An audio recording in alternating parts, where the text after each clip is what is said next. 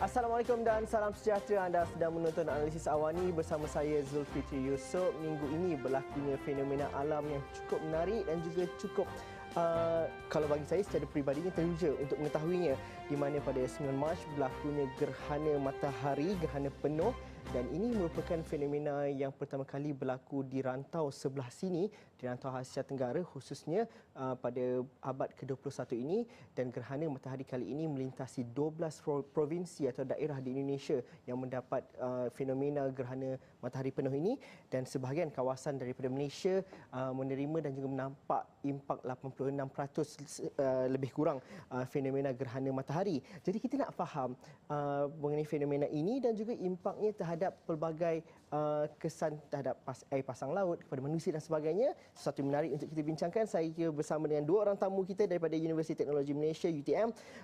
Bersama saya di sebelah kiri Surveyor Dr. Osman Zainal, merupakan pakar astronomi UTM dan juga merupakan pensyarah kanan di Jabatan Geoinformasi, Fakulti Geoinformasi dan Harta Tanah Universiti Teknologi Malaysia. Dan di hujung sana dah lama tak bersama dengan kita Profesor Dr. Muhammad Razali Mahmud, merupakan pakar ukur hidrologi dan pemetaan dasar laut Universiti Teknologi Malaysia. Terima kasih kerana bersudi bersama kami dalam Analisis Awani pada malam ini. Ini suatu fenomena yang menarik untuk kita bincangkan, khususnya apabila fenomena ini berlaku di bahagian ataupun di negara jiran. Walaupun berada di negara jiran, tapi kita mendapat kesan langsung daripadanya. Jadi kalau kita melihat gerhana penuh matahari ini, kalau di Malaysia kali terakhir mengalami fenomena ini, kalau seingat saya pada tahun 1995, mungkin doktor tidak ketelaluan kalau kita beranjak belakang sikit, kita nak ketahui bagaimana kita dapat memahami fenomena gerhana matahari penuh ini. Okey. Terima kasih kepada saudara Zulfitri.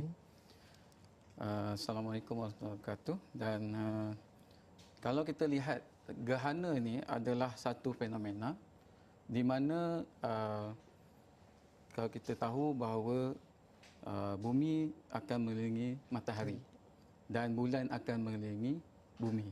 So pada satu ketika bumi, bulan dan juga matahari ini akan bertemu di dua titik.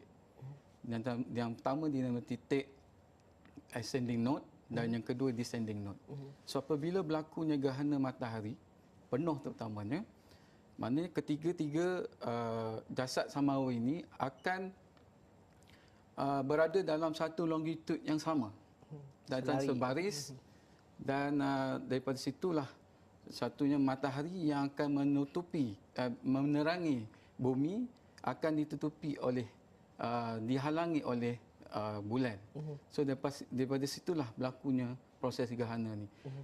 Berlakunya bila kedudukan bulan pada ketika dia mengorbit bumi itu, pada ketika dia berkedudukan menghampiri bumi. Sementara kalau sebaliknya, kalau bulan berada di titik yang ascending node di bahagian atas, so dia akan berlaku gerhana bulan di situ. So kalau kita lihat keseluruhannya, kita ada pernah berlaku di Malaysia pada 1929, gerhana matahari penuh melintasi di Alostar. Itu satu yang amat dalam sejarah kita, dari 1929 melalui Alostar bahagian utara, dan kemudian pada 1934 melalui di Sarawak, dan 1995 melalui Bandar Kudat. So daripada pada ketika 1929 tu, kalau kita lihat terdapat pada situ pemerintah British telah membuat cerapan, dan agak unik dia punya objek matahari yang didapat, gambaran tersebut, di mana itu satu-satunya di Malaysia yang dapat melihat bagaimana solar flare itu berlaku. Mana solar flare itu berlaku, dan kita boleh nampak titik-titik sunspot pada ketika cerapan itu dibuat. Dan tahun ini kita faham ada beberapa fasa dalam gerhana matahari ini, dan jarang juga kalau gerhana matahari penuh melintasi kawasan ini.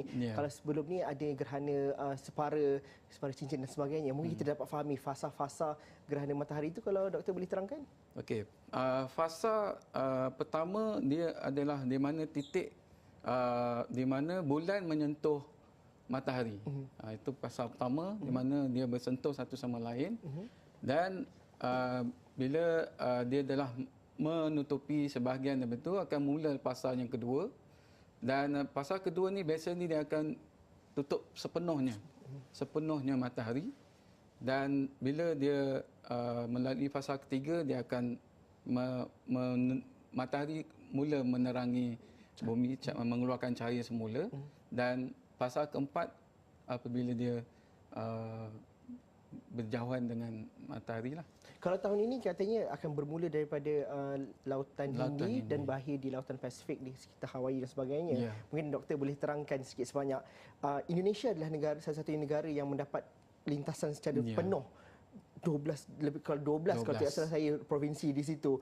Dan cukup menarik sekali kalau kita dapat fahami. Okey, gerhana ni akan bermula dari Lautan Hindi. So dia akan bergerak sejauh 13,500 km sepanjang laluan dia. So dan pergerakan dia bermula di Lautan Hindi, dan pada di tempat-tempat pulau-pulau di bahagian Hindi itu Lautan Hindi akan mengalami malam yang agak panjang sedikit selama 1 minit pada hari tersebut.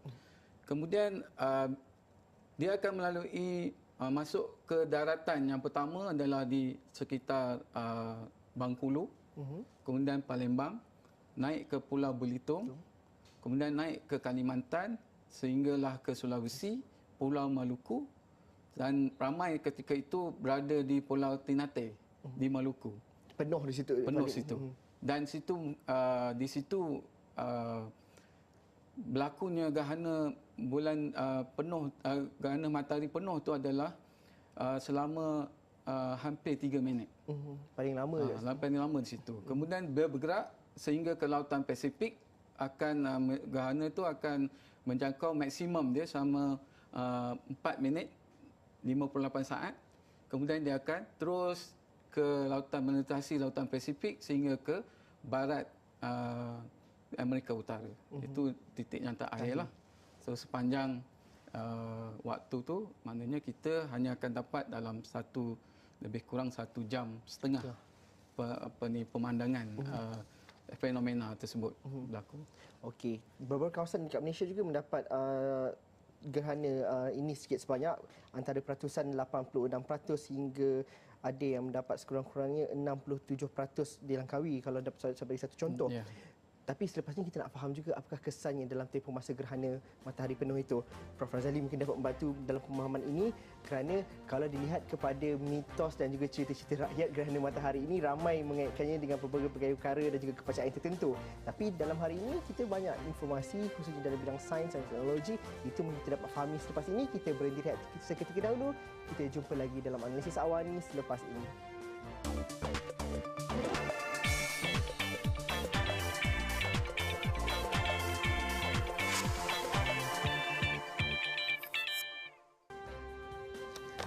Okey, bertemu lagi kita dalam analisis awani. Kami masih lagi membincangkan dan juga cuba memahami fenomena gerhana matahari penuh yang berlaku pada hari ini, di mana fenomena ini bermula pada pagi tadi dari Lautan Hindi, kemudiannya merentasi kawasan daratan daripada Sumatera, Pulau Bangka, Kalimantan dan Maluku dan Sulawesi Indonesia, dan di Malaysia beberapa kawasan juga menerima sedikit sebanyak impak daripada gerhana matahari ini, di mana antara 67 hingga 83% gerhana yang dapati di beberapa tempat di Johor Bahru, Melaka, Kuala Lumpur, Kota Baru, Langkawi, Kota Kinabalu dan juga Kuching.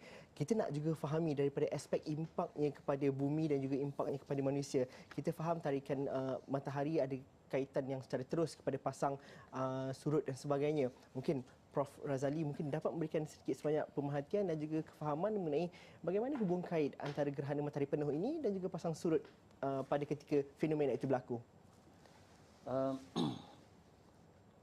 Kejadian pasang surut, fenomena pasang surut ni melibatkan dua badan cakrawala, iaitu matahari dan bulan.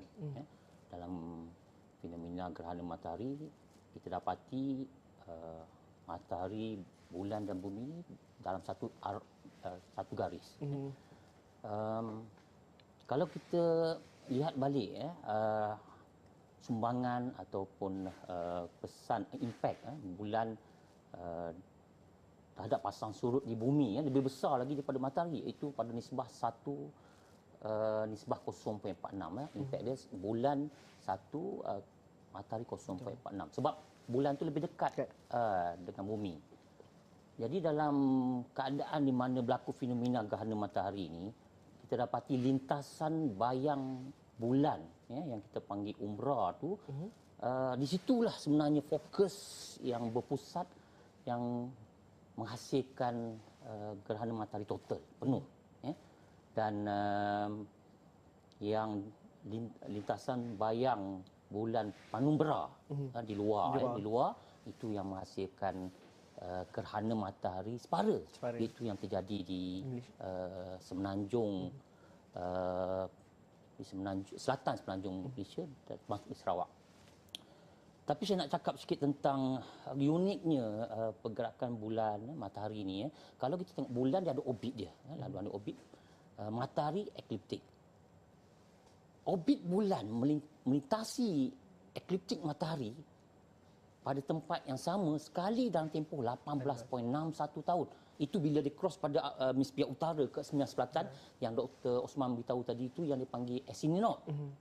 Not menaik dia panggil. Jadi unik sebab kalau kita perhati betul kejadian alam ni, orbit bulan melintasi ekliptik matahari pada titik yang sama sekali dalam tempoh 18.61 tahun. Bermakna itu kitaran penuh pasang surut. Jadi selepas 18.61 tahun kitaran semula. Jadi kita pada teorinya beranggapan bahawa laluan proses pasang surut di bumi ini akan mengalami proses yang balik pada mula-mulanya. Untuk keadaan di mana matahari, bulan dan bumi dalam satu garis lurus, matahari dan bulan dia berada pada bahagian sama dengan bumi. Itu yang kita dalam pasang surut kita panggil fasa bulan baru. Tapi kalau sekiranya di tengah-tengah tu ialah bumi, bulan berada di sebelah bertentangan dengan matahari, kita panggil fasa bulan penuh. Itu yang boleh berlakunya gerhana bulan.